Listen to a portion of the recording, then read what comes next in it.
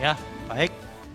Selamat sore bagi adik-adik yang ada di sini, pemirsa di rumah, di kantor maupun di kafe, teman-teman semua. Selamat sore, Assalamualaikum warahmatullahi wabarakatuh. Oke, akhir-akhir ini sangat viral ya, berita tentang oplosan bahan bakar. Kemudian banyak orang menanyakan, apa sih oplosan itu? Apa bedanya dengan mencampur? Apa bedanya juga dengan blending? Karena biasanya kalau orang membuat bahan bakar itu yang dipakai istilahnya blending. Secara bahasa sebetulnya artinya sama-sama mencampur. Mencampurkan dua zat atau lebih untuk membuat suatu zat lain yang mempunyai spesifikasi tertentu. Oke, mari kita lihat. Next, Mas. Oke, jadi minyak bumi yang mempunyai spesifikasi khusus tentu yang cocok dengan proses yang ada di kilang. Ya, karena kilang itu didesain untuk mengolah minyak bumi dengan spesifikasi tertentu. Dari zaman dulu itu kita sudah menghasilkan minyak bumi. Minyak bumi kita sulfurnya rendah. Jadi kalau dijual di harga pasaran internasional, harganya tinggi. Karena itulah kebijakan dari dulu, dari zaman Pak Karno dulu, minyak bumi kita itu diekspor. Dan waktu itu volume yang diekspor lebih banyak dibandingkan dengan yang diimpor. Karena harganya mahal, kemudian kita beli minyak bumi yang kualitasnya lebih rendah untuk diolah di kilang kita. Jadi kilang kita itu lebih cocok untuk minyak bumi dari Timur Tengah, bukan minyak bumi yang dihasilkan dari Indonesia saja. Indonesia, ya maaf. Nah, di kilang itu apa yang dilakukan? Pertama adalah proses destilasi, yaitu mendidihkan minyak bumi tadi pada temperatur tertentu. Tentu yang pertama keluar adalah gas, metana, kemudian LPG gitu ya. Kemudian berikutnya yang keluar adalah nafta, jadi bukan bensin, bukan pertalite, bukan pertamak atau pertamak turbo, bukan, tapi nafta. Kalau prosesnya adalah destilasi tadi, nafta yang dihasilkan namanya low octane mogas komponen. Oktannya antara 80 sampai dengan 90. Apa itu oktan? Oktan adalah ketahanan dari bahan bakar untuk tidak berdetonasi. Detonasi itu yang menimbulkan suara ngelitik, kemudian bisa menghilangkan daya yang dibangkitkan, dan tentu punya potensi merusakkan mesin. Misalnya pistonnya bolong, kemudian connecting rod yang bengkok, kalaupun patah nanti nembus ke blok mesin, dan sebagainya. Ya, nah, karena adanya RON ini, maka kemudian orang membuat mesin juga yang sesuai dengan RON yang akan dipakai. Jadi kalau misalnya RON-nya cuma 90 atau RON-nya cuma 88 waktu itu ketika ada premium, maka mesinnya yang digunakan adalah yang kompresinya antara atau di bawah 9. Kemudian muncul Pertalite yang RON-nya 90, maka itu cocok untuk kendaraan yang kompresinya adalah antara 9 dan 10. Ya. Nah, kemudian kalau kilang ini punya proses hydrocracking, maka kilang ini akan bisa menghasilkan low octane mogas komponen dengan RON antara 90 sampai 95. Jadi misalkan Pertamax yang 92 bisa dibuat di sini, tapi biasanya tidak single. Dia pasti akan mencampur, kenapa? Karena dalam spesifikasi migas itu tidak hanya RON, tapi ada parameter lain seperti massa jenis, seperti viskositas, seperti kadar sulfur, dan sebagainya. Yang semua itu harus cocok, karena masing-masing parameter yang ada di spek migas itu akan berpengaruh terhadap kinerja mesin. Kalau kemudian kilangnya mempunyai reforming, maka dia bisa menghasilkan namanya sekarang high octane mogas komponen atau HOMC. Punya oktan antara 95 sampai dengan 105. Demikian juga kalau punya isomerisasi, maka nafta yang dihasilkan bisa 105 sampai 115. Tapi tidak semua kilang di kita mempunyai proses itu. Kemudian ada proses khusus di mana bisa menaikkan lagi oktannya antara 115 sampai 120. Jadi misalkan kita akan membuat bahan bakar Pertamax seperti yang diributkan sekarang ini, ya. Maka itu adalah akan dilakukan blending, misalnya antara RON 90 dengan RON 95 dengan perbandingan tertentu. Taruhlah misalnya 60 banding 40 sehingga ketemulah RON 92. Jadi proses oplos, proses campur, proses bending di kilang itu di seluruh dunia, di semua produsen bahan bakar itu dilakukan. Ya. Nah, kemudian dari kilang dihasilkanlah bahan bakar yang sudah sesuai dengan spesifikasi migas tadi. Kalau itu dari kilang Pertamina Internasional, maka dibeli oleh Patraniaga. Oleh Patraniaga, bahan bakar yang sudah spek tadi, kalau itu adalah RON 90 atau Pertalite akan diberikan warna. Ya, supaya apa? Supaya konsumen mudah mengontrol bahwa ketika dia membeli, dia mendapatkan bahan bakar sesuai yang dikehendaki. Contoh misalnya, kalau adik-adik di sini membeli Pertamax, yang dispensernya warna biru, tapi yang keluar adalah hijau, apakah kita mau terima? Tentu enggak ya, karena kita merasa, loh ini kok saya dikasihnya Pertalite, yang harusnya warnanya biru, kenapa saya dikasih yang warna hijau? Tentu kita enggak mau. Dengan begitu, konsumen bisa mengontrol bahwa dia bisa mendapatkan bahan bakar sesuai yang diinginkan. Ya, demikian juga untuk mengontrol SPBU. Kalau ada SPBU yang menjual bahan bakar dengan warna hijau tapi keluar dari dispenser warna biru, artinya SPBU ini nakal. Dia menjual bahan bakar yang tidak sesuai dengan apa yang harusnya dia jual. Baik.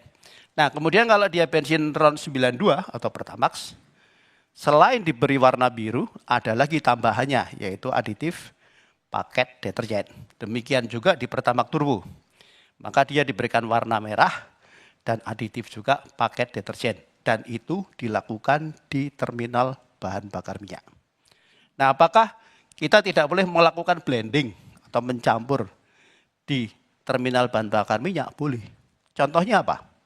B40 atau yang kita kenal dengan solar subsidi. Maka B0 atau solar 48 dicampurkan dengan 40% biodiesel, dilakukannya di terminal bahan bakar. Karena biodieselnya disuplai dari pihak luar. Next, Mas. Nah, ini adalah contoh penggunaan aditif deterjen.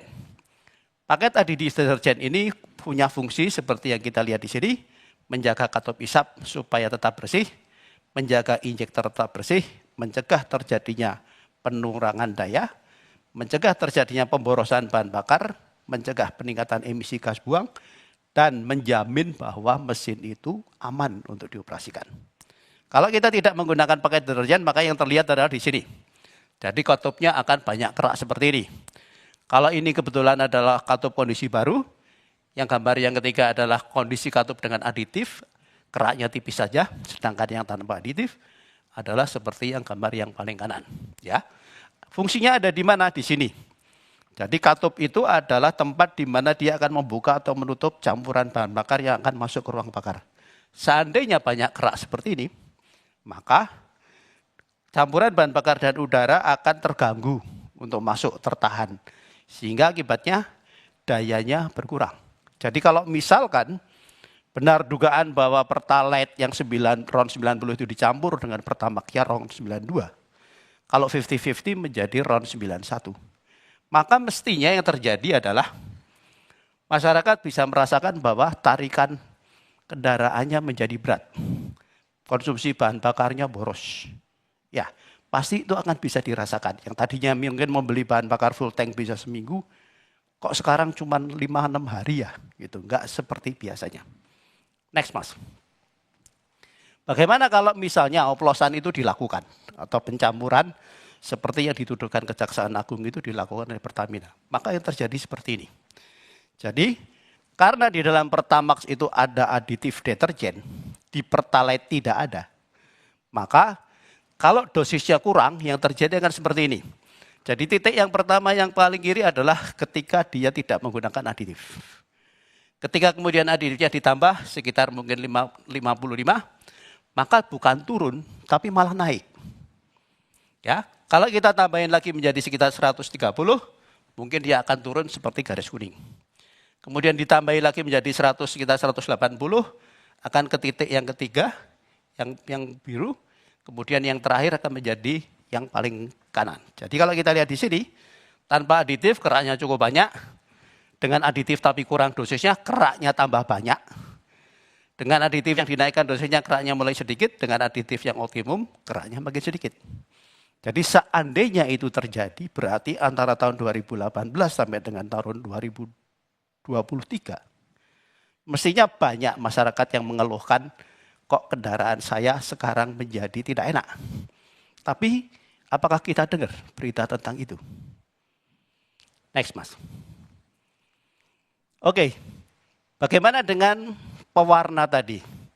Jadi bahan dasarnya dari bahan bakar itu adalah warnanya kuning bening. Tapi tidak selalu kuning muda. Karena tergantung dari crude oilnya, tergantung dari minyak buminya. Kadang kita dapat kuning muda, kadang kita dapat kuning tua. Pewarnanya antara Pertalite dan Pertamax sama-sama warna biru. Kenapa? Karena kalau ingin mendapatkan hijau, kuning harus dicampur dengan biru. Jadi seandainya warnanya kuning muda, pewarnanya biru, maka kita akan dapat hijau kebiruan atau biru muda. Kemudian kalau kebetulan bahan dasarnya adalah berwarna kuning tua, dicampur dengan pewarna biru, maka kita akan dapat warna hijau.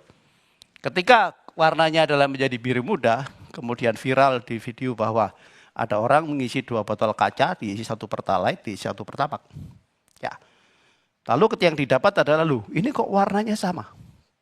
Nah itu adalah karena bahan dasarnya bisa jadi asalnya warnanya berbeda-beda, tergantung dari crude oil yang diproses.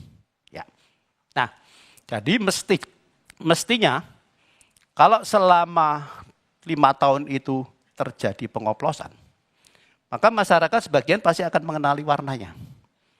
Ya, biru muda ketemu sama biru tua, pasti akan cenderung biru memang. Tapi kinerja dari kendaraannya pasti akan terasa. Jadi di sini bisa dilihat bahwa warna adalah sebagai penanda jenis bahan bakar tertentu.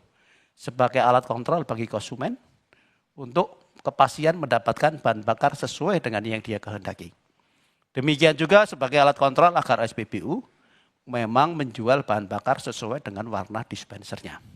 Tapi ingat bahwa warna tidak mempengaruhi atau mengubah spesifikasi bahan bakar. Ya.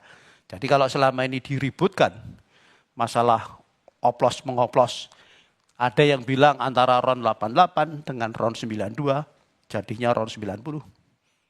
Terus dijual dengan sebagai Pertamax RON 92. Ada yang mengatakan bahwa RON 90 dioplos dengan RON 92 sehingga menjadi RON 91. Pasti yang terjadi adalah tadi, depositnya akan makin banyak, ya kinerja kendaraannya akan terganggu, sehingga pasti konsumen akan merasakan itu. Dan zaman sekarang, apa-apa itu gampang viral, pasti viral. Ya, contoh misalnya kasus ketika akhir tahun lalu, beberapa kendaraan tiba-tiba mengalami pengurangan daya yang fantastis, sehingga hanya bisa jalan dengan gigi 1 dan pelan. Ya, lalu pasti masyarakat akan menuding ini bahan bakarnya ini pasti nggak benar. Padahal sebetulnya yang menyumbat filter itu bukan kotoran bahan bakar. Itu adalah lapisan anti karat yang ada di tangki yang larut. Ya, contoh lain adalah misalnya ketika di Bekasi terjadi ada SPBU yang menjual Pertalite dan ditambahkan warna biru. Sehingga warnanya menjadi biru. Itu sebentar saja ketahuan, ya, atas pengaduan masyarakat. Demikian juga ketika ada sopir truk tangki yang nakal. Dia mengambil sebagian bahan bakar yang diangkut pada truk tangkinya, lalu supaya transaksi di SPBU-nya tetap volumenya sama dia diisi dengan air. SPBU-nya nggak tahu kalau bahan bakarnya tercampur air, ya diterima saja. Tapi begitu ada konsumen mengisi di situ dan keluar dari SPBU, kendaraannya mogok. Lalu orang pasti tudingannya bahan bakarnya ini nggak benar, gitu ya.